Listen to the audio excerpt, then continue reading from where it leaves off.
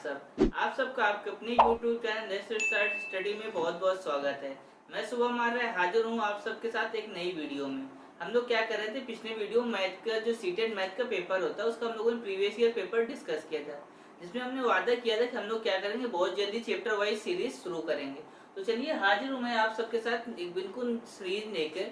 इसमें हम लोग क्या करेंगे, चैप्टर वाइज सारे क्वेश्चन हम लोग डिस्कस करेंगे। आज की वीडियो हम लोग नंबर सिस्टम से रिलेटेड जितने भी क्वेश्चन सीटेड एग्जाम में पूछे गए हैं उन सभी जितने मोस्ट इंपॉर्टेंट क्वेश्चन हैं, जिनका लेवल थोड़ा अच्छा है, ठीक ठाक लेवल के जो क्वेश्चन, उन सारे क्वेश्चन को हम लोग डिस्कस करेंगे। मैंने काफी मेहनत करके सारे वीडियो क्या किए हैं, क्वेश्चन को प्रीवियस ईयर छांट के रखनी है। अब मैं उन्हीं सारे क्वेश्चन को आप लोगों को एक एक करके सभी को बताऊंगा। तो चलिए शुरू करते हैं। हमारी वीडियो का पहला क्वेश्चन है, जब कोई संख्या 119 से विभाजित होती है तो शेष पद 10 बचता है, और उसी संख्या को जब 17 से विभाजित किया जाता है तो शेष पद क्या होगा। आप सबको क्वेश्चन स्क्रीन पर दिख रहा होगा, ठीक है। तो आप लोग उसे पढ़ के वीडियो को पॉज करके क्या कर सकते हैं, क्वेश्चन को सॉल्व कर सकते हैं। आप चेक कर सकते हैं आपको ये आता है कि नहीं आता। अगर नहीं आता है तो आप आगे देख सकते हैं, नहीं तो आप स्किप करके नेक्स्ट क्वेश्चन पे जा सकते हैं। तो चलिए शुरू करते हैं, ठीक है। तो हमें क्या दिया, एक संख्या है, मान लो संख्या x है, उसको क्या कहते हैं 119 से जब विभाजित किया जाता है तो रिमाइंडर कितना बचता है, तो रिमाइंडर 10 बचता है, ठीक है। तो रिमाइंडर थ्योरम अगर आप लोगों ने पढ़ी हो तो उसमें बताया गया था कि अगर कोई संख्या को जिससे भागित किया जाए तो उसका शेषफल जो बच रहा है, और अगर वह संख्या उसके क्या हो, गुणनखंड हो, ठीक है। ये क्या है, जो 17 हम लोग विभाजित करने कह रहे हैं, 17 और 7 इसका क्या है, गुणनखंड है कि नहीं है। इसका क्या है, 17 क्या है, गुणनखंड है, ठीक है। तो उसमें बताया गया जो गुणनखंड अगर हो तो जो रिमाइंडर बचता है उसी को डायरेक्ट संख्या से भाग दे दिया जाता है, ठीक है। हम लोग क्या रिमाइंडर बच जाता है 10 को अगर 17 से भाग देंगे तो जो शेष बचेगा वही होगा। इसमें क्या है, 17 छोटा है कि बड़ा, तो 17 बड़ा है, 10 छोटा है, तो अतः इसका रिमाइंडर कितना बचेगा, इसका रिमाइंडर 10 ही बचेगा, ठीक है। तो इस क्वेश्चन का सही आंसर कौन सा होगा, डी नंबर, ठीक है। इस क्वेश्चन का सही आंसर कौन सा होगा, डी नंबर, यानी कि आंसर 10 ही आएगा। तो हम लोग चलिए नेक्स्ट क्वेश्चन देखते हैं। नेक्स्ट क्वेश्चन में क्या कह रहा है कि अगर संख्या एक संख्या दी गई है 54278, 54278, ठीक है।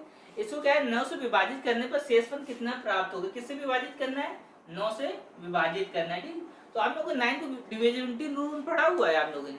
इसमें क्या होता है, 9 के डिविजिबिलिटी रूल कहता है कि अगर सभी संख्याओं के अंकों को योगफल करते हैं, उसमें जो संख्या अगर 9 से अगर कट रही पूर्णतः, तो वह संख्या क्या होगी, 9 से पूर्णतः विभाजित होगी। इस संख्या को हम लोग अंकों का योग करके देख सकते हैं। तो 5 4 9, 9 तो 11, 11 7 18, 18 8 26, ठीक है। 26 को क्या है, 9 से विभाजित होगी कि नहीं होगी, ठीक है। इसमें हम लोग क्या करते हैं, इसमें देख सकते हैं 6 2 8 कर देंगे, कितना है 8, 8/9। तो 8 क्या है, 9 से बड़ा है कि छोटा है, 8 क्या है, छोटा है। तो जो संख्या बची वही हम लोग क्या हो जाएगा, रिमाइंडर हो जाएगा ना, ठीक है। तो इसका सही ऑप्शन कौन सा होगा, इसका ऑप्शन नंबर 4 होगा। इसका आंसर कितना आएगा, 8 आएगा, ठीक है। तो हम लोग नेक्स्ट क्वेश्चन देखते हैं। निम्नलिखित में कौन सी 3 अंकों की सबसे बड़ी संख्या है जो 13 से विभाजित होगी। इसमें हम लोग क्या कह रहे हैं, 3 अंकों की सबसे बड़ी संख्या को 13 से भाग दें तो 3 अंकों की सबसे बड़ी संख्या क्या होती है, 999। इसमें हम लोग क्या करेंगे, 13 से भाग देंगे, ठीक है। 13 को भाग देकर हम लोग देख लेंगे इसमें कितना रिमाइंडर बचेगा। तो हम लोग जैसे पता है 13 7 कितना होता है, 91। तो ऑप्शन कितना, रिमाइंडर इसका कितना होता है 8, और ये ऑप्शन इधर ले आएंगे, ये हो जाएगा, ठीक है। 13 7 91 तो ज्यादा होता है, तो फिर हम लोग क्या करेंगे, 13 6 78, इसको घटाने कितना बचेगा 11। तो इसमें क्या हो जाएगा, ये आपको जो रिमाइंडर बचा है, जिसमें पूछा कि 3 अंकों 13 से पूर्णतः विभाजित संख्या हम लोगों को ज्ञात करनी है। इसमें हम लोग क्या करेंगे, 999 में 11 को अगर घटा देंगे तो जो संख्या बचेगी, कितना बचेगी 988। ये जो संख्या बचेगी, ये संख्या क्या होगी, 13 से पूर्णतः विभाजित होगी। अगर आप लोगों को डाउट है तो ये आप लोग क्या करते हैं, होमवर्क में करके देख सकते हैं कि यह संख्या 13 से विभाजित होगी कि नहीं होगी। लेकिन मुझे श्योर है कि यह संख्या 13 से पूर्णतः विभाजित होगी, ठीक है। तो इसका ऑप्शन नंबर कौन सा सही होगा, ऑप्शन नंबर सी। इसका कौन सा ऑप्शन सही है, सी, 988 इसका सही आंसर आएगा।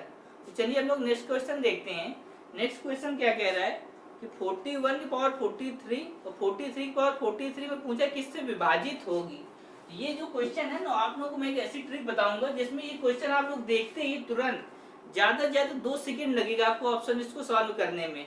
ठीक है, इस तरह के जो क्वेश्चन दिए होते हैं जिसमें क्या हो, एक पावर n प्लस बी की पावर n दिया हो, इसमें पूछा जाए ये संख्या किस संख्या से पूर्णतः विभाजित होगी।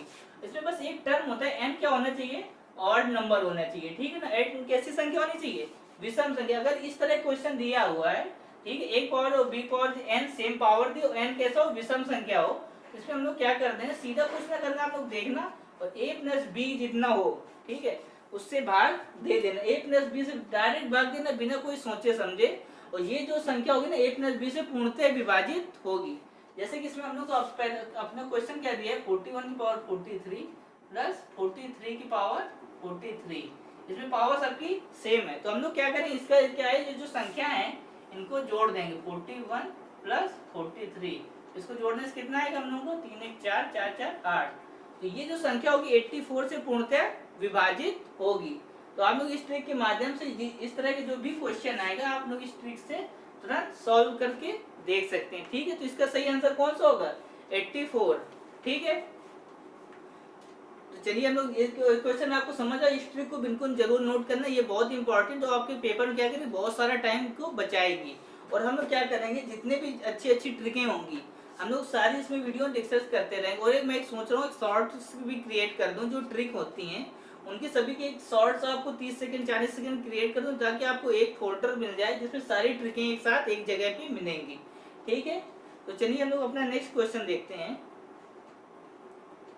इसमें दिया गया हुआ है 47/25 - 1 किस संख्या से पूर्णतः विभाजित होगी। ये दो क्वेश्चन क्या किया, सेम टू सेम उसी तरह क्वेश्चन, इसमें क्या किया, थोड़ा सा चेंजमेंट कर दिया है।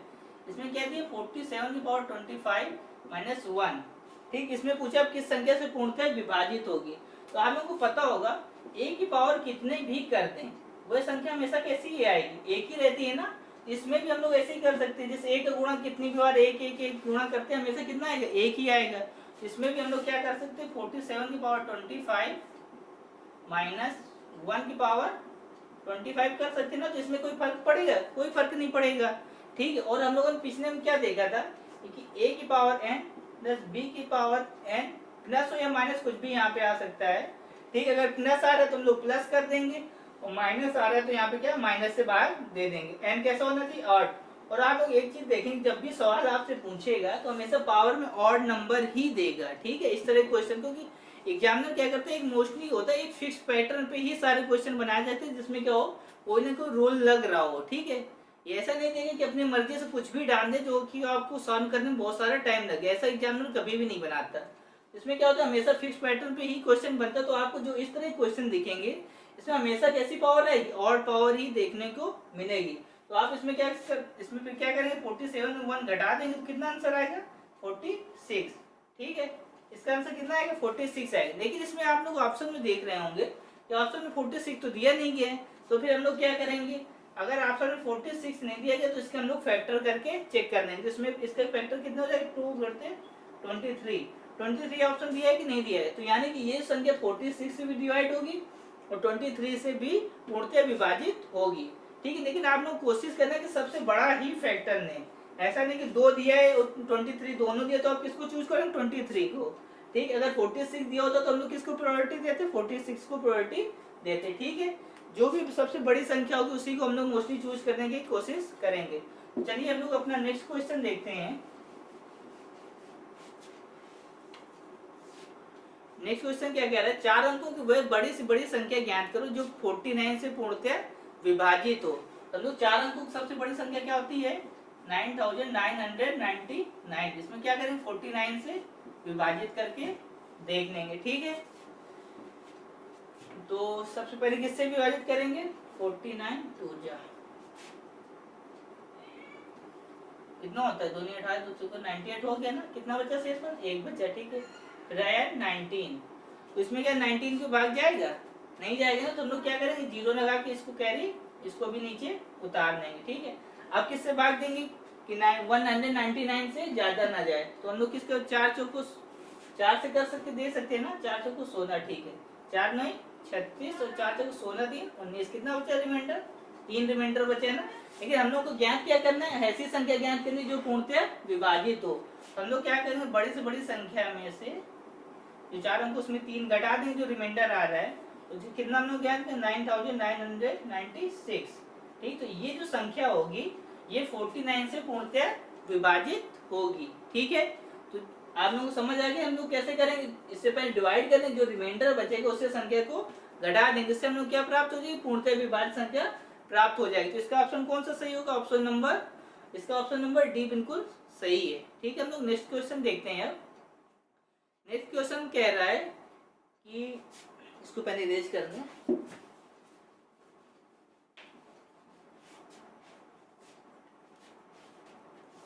276 और यहाँ पे क्या दिया, x दिया है, तो ये 1 और ये कह रहा है 3 से विभाज्य। x के संभावित मानों का योगफल ज्ञात करना है। इसमें कह रहा है ये संख्या दी है, इसमें x में कौन कौन से मान आ सकते हैं, उन सभी को मान को पुटअप करना, और जो पुटअप करने से जो वैल्यू आएगी, जो x के मान आएंगे उनके सभी का हम लोग योगफल ज्ञात करने हैं। तो आप लोगों को 3 के विभाजकता का नियम ज्ञात याद होगा। तो उसमें क्या होता है कि जो 3 का विभाजकता का नियम होता है उसमें कहते हैं कि सभी संख्याओं के अंकों को जोड़ दो। उसके बाद क्या होगा, जब संख्याओं के अंकों को जोड़ देंगे तो उसमें कैसी होनी चाहिए, 3 से पूर्णतः विभाजित है अगर अंकों का योगफल, तो संख्या कैसी होगी, 3 से पूर्णतः विभाज्य होगी। तो हम लोग इसको ट्राई करके देख सकते हैं। 7 2 9 9 6 15 15 1 16। ठीक है, 16 हो गया। तो हम लोग 16 को कौन कौन सी संख्याएं जोड़ सकते हैं जिससे क्या हो, ये पूर्णतः विभाजित हो जाए। तो अगर हम 16 में 2 जोड़ दें तो 18 3 से पूर्णतः विभाजित होता है।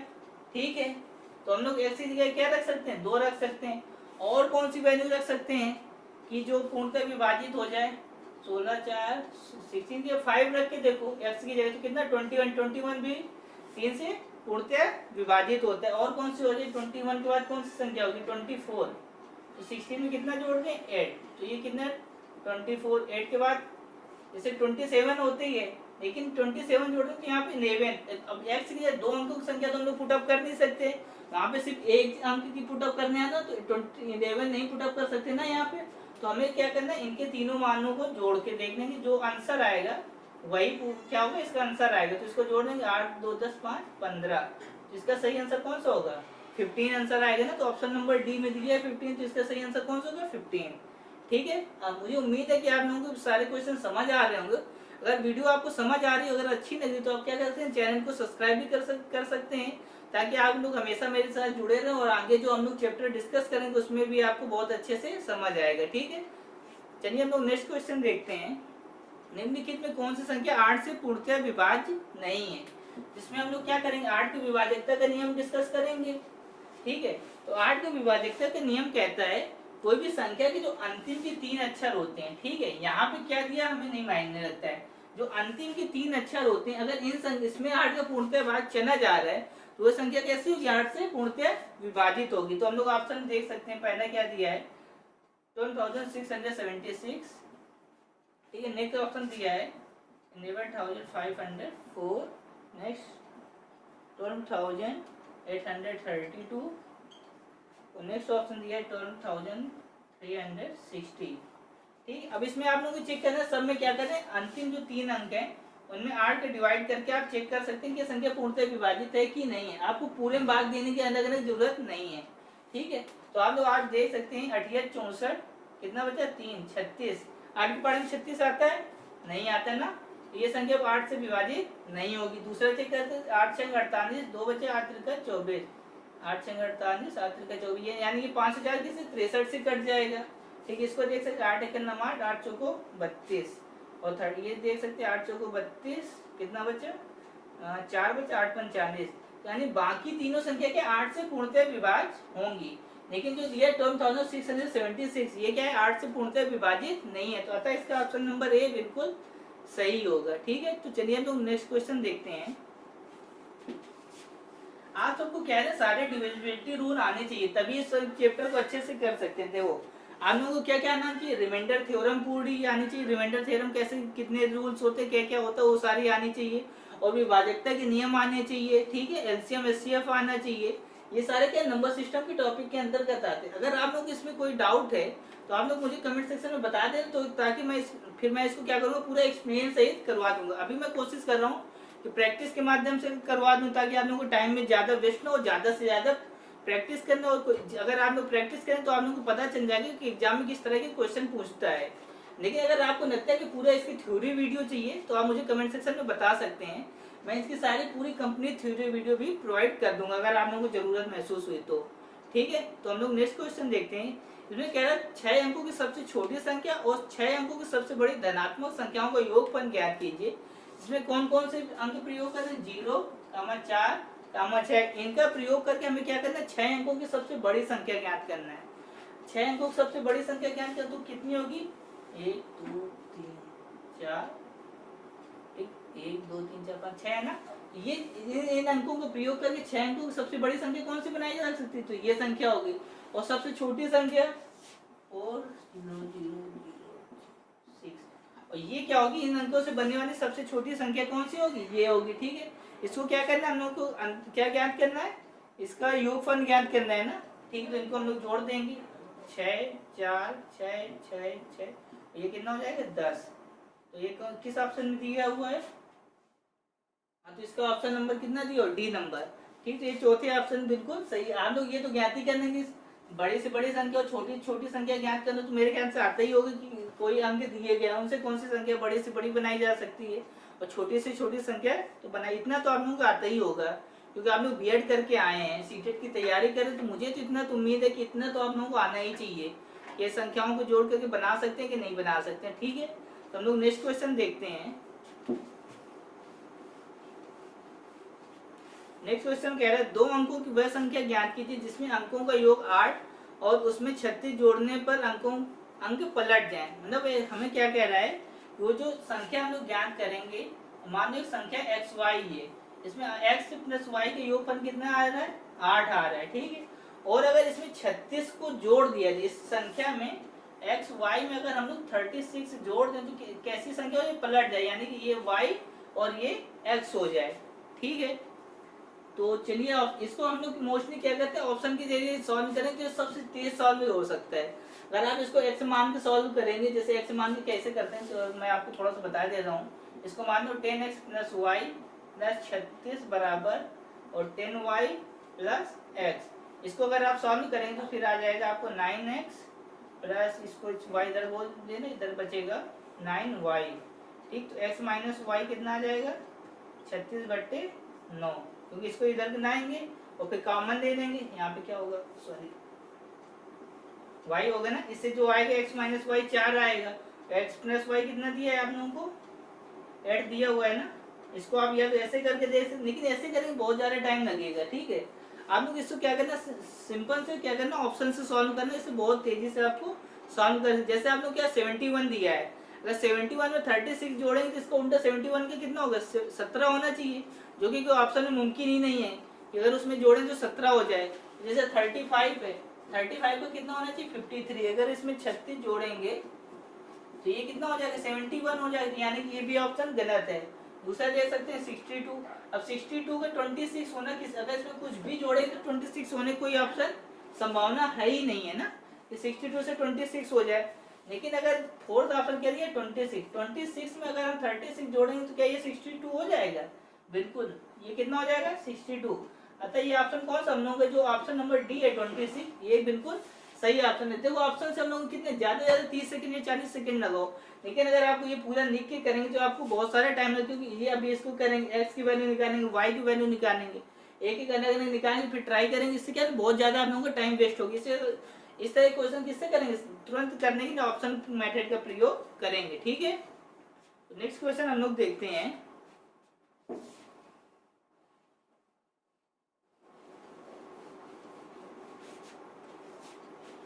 इसमें कह रहा है 1 से 100 तक गिनती में 5 अंकों 5 कितनी बार प्रयोग किया जा सकता है।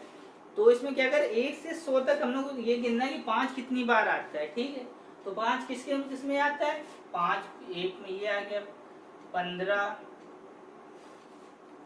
25, और फिर किस में आएगा 25 के बाद 35 45, ठीक है, और 45 के बाद क्या फिर हो जाएगा 51, ये सारे आपके आएंगे ना 52 53 54 55 56 57 58 और 59। इसके बाद कौन कौन से 59 के बाद 65 में आता है, 75 में 5 आएगा, 85 में आता है और 95 में। 1 से 100 तक कह रहा है, ठीक है। तो आप गिन सकते हैं कितनी बार आ रहा है, 1 2 3 4 5 6 7 8 9 10 11 12 13 14 15 16 17 18 19। कोई संख्या छोटी है क्या? 1 2 3 4 5 6 7 8 9 10 11 12 13 14 15 16 17 18 19 19 बार, ठीक है। लेकिन इसका सही हम लोगों को लग रहा है कुछ छूट गया है। 51 52 53 55 56 57, ये कितनी बार होंगे? ये होना चाहिए 1 2 3 4 5 6 7 8 9, एक ही 10 10 5 15 15 4 19। तो इसका सही ऑप्शन कौन सा होगा? 19, ठीक है। चलिए इसका सही ऑप्शन कौन सा है? D number. ओके, चलिए हम लोग नेक्स्ट क्वेश्चन देखते हैं। मेरे ख्याल से सही काउंटिंग सही है, कोई गलत नहीं है। 4 5 4 9 10 19। ओके, चलिए हम लोग नेक्स्ट देखते हैं। हाँ, एक संख्या ये छूटी हुई है, ठीक ठीक, मुझे वही लग रहा था इसमें कुछ गड़बड़ है। एक संख्या हम लोगों ने कौन सी छोड़ रही थी? 50, ठीक है। तभी मुझे लग रहा था क्योंकि इसका मोस्टली आंसर क्या आता है? 20 आता है। वही मैं सोचा था गलत क्यों हो रहा है, क्योंकि इस तरह की जो संख्या अंकों को पूछते हैं तो उसमें मोस्टली क्वेश्चन में क्या होता है? 20 आंसर आता है, ठीक। इसी वजह से मुझे लग रहा है इसमें 19 कैसे हो रहा है। तो चलिए ठीक है, इसके मुझे थोड़ी गलती होगी, इसके लिए माफ करना। नेक्स्ट क्वेश्चन देखते हैं। नेक्स्ट क्वेश्चन कह रहा है 2 अंकों की सबसे बड़ी और 2 अंकों की सबसे छोटी संख्या के बीच का अंतर ज्ञात करना है, ठीक है। कैसी संख्या? अभाज्य संख्या हो। देखो इसमें क्या पॉइंट दे दिया है कि 2 अंकों की सबसे बड़ी और 2 अंकों की सबसे छोटी अभाज्य संख्या है। ये अगर आप लोगों ने वो नंबर सिस्टम पढ़ोगे तो उसमें जो प्राइम नंबर की अभाज्य संख्याओं की बात करते हैं उसमें बताया जाता है कि 2 अंकों की सबसे छोटी अभाज्य संख्या कौन सी होती है? 2 अंकों की 11 होती है। और सबसे बड़ी जो होती है कौन सी होती है? 97 होती है, ठीक है। ये चीज आप लोगों को बिल्कुल याद होनी चाहिए, क्योंकि अगर आप अभाज्य संख्याओं को वो अगर वैसे करते हुए देखेंगे तो अभाज्य संख्याएं आप अगर जैसे चेक करेंगे तो अगर याद नहीं तो बहुत ज्यादा टाइम क्यों कैलकुलेट करेंगे कि पहले कैसे होती है 2 3, अगर इस तरह काउंट करेंगे ना कि 100 तक कितनी 25 अभाज्य संख्याएं होती कि नहीं होती। अगर इसे आप 25 अभाज्य संख्या के निकाल लेंगे तो बहुत ज्यादा आप लोगों को टाइम वेस्ट होगी। इस वजह से आपको ये चीजें याद होनी चाहिए कि जैसे 3 अंकों की कौन सी अभाज्य संख्या होती है, 3 अंकों की सबसे बड़ी अभाज्य संख्या कौन सी होती है, 4 अंकों की अभाज्य संख्या। मोस्टली 3 अंकों तक तो याद होना ही बिल्कुल आप लोगों को चाहिए। तो चलिए हम लोग क्वेश्चन में आते हैं। इसमें क्या कह रहा है कि 2 अंकों की सबसे बड़ी अभाज्य संख्या और 2 अंकों की सबसे छोटी अभाज्य संख्या का अंतर ज्ञात करना। तो 7 में 1 गया 6, 9 में 1 गया 8। इसका सही ऑप्शन कौन सा होगा? 86 इसका आंसर आएगा, ठीक है दोस्तों। चलिए नेक्स्ट क्वेश्चन देखते हैं।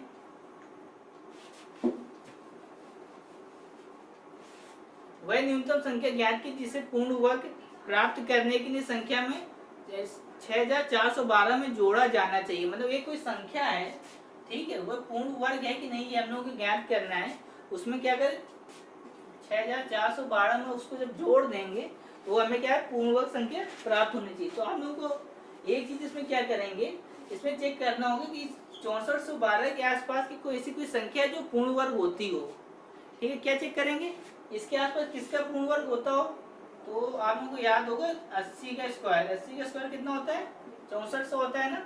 ये संख्या इससे क्या छोटी है ना 6400, इससे हम लोग क्या बड़ी ज्ञात करना होगा, ठीक है। तभी तो हम लोग इसमें क्यों जोड़ने की बात हो रही कि इसमें क्या जोड़ दें तो जितनी संख्या में प्राप्त हो पूर्ण वर्ग होनी चाहिए, ठीक। तो इससे छोटी तो हम लोग नहीं, जैसे घटाने की बात होती तो इसमें क्या 12 घटा देते, लेकिन हम लोग क्या जोड़ने की बात हो रही। तो 80 के बाद किसका 81 का पूर्ण वर्ग होगा, तो हम लोग इसका स्क्वायर करके देख लेंगे, ठीक है। आर्टिकल नंबर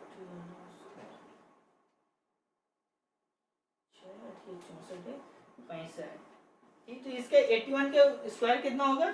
ये आएगा आप लोगों को 6561, ठीक है। इसमें क्या है, अगर इसमें से x से जोड़ देंगे ये हमें प्राप्त करना है, ठीक है। इसमें पूछा क्या जोड़े तो ये प्राप्त हो जाए। तो अगर हम इसमें 65 इसमें इसको इतना घटा दें तो जो x का मान हम लोग को ज्ञात हो जाएगा। या इसको ट्रांसफर करके देखेंगे तो किसमें माइनस में ही तो जाएगा ना, यहाँ प्लस में तो साइड जाएगा तो किसमें हो जाएगा? माइनस में हो जाएगा। इसको घटा के देख लो आप लोग। 11 में 2 गया 9 बचा, यहाँ 5 में गया 4, और 1, यानी कि x की वैल्यू कितनी आ जाएगी 149। तो इसका ऑप्शन कौन सा, ऑप्शन नंबर ए बिल्कुल सही है। ठीक है दोस्तों, चलिए हम लोग नेक्स्ट क्वेश्चन देखते हैं। प्रथम 4 प्राकृतिक संख्याओं के घनों का योगफल क्या होगा। तो आप लोगों को एक तो फार्मूला याद है कि नहीं याद है। कोई भी संख्या पूछी गई हो, उनके प्राकृतिक n संख्याओं का घनों का योगफल, n संख्याओं घनों का योगफल होता है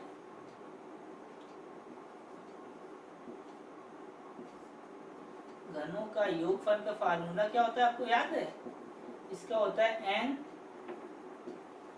n+1 अपॉन 2 का होल स्क्वायर।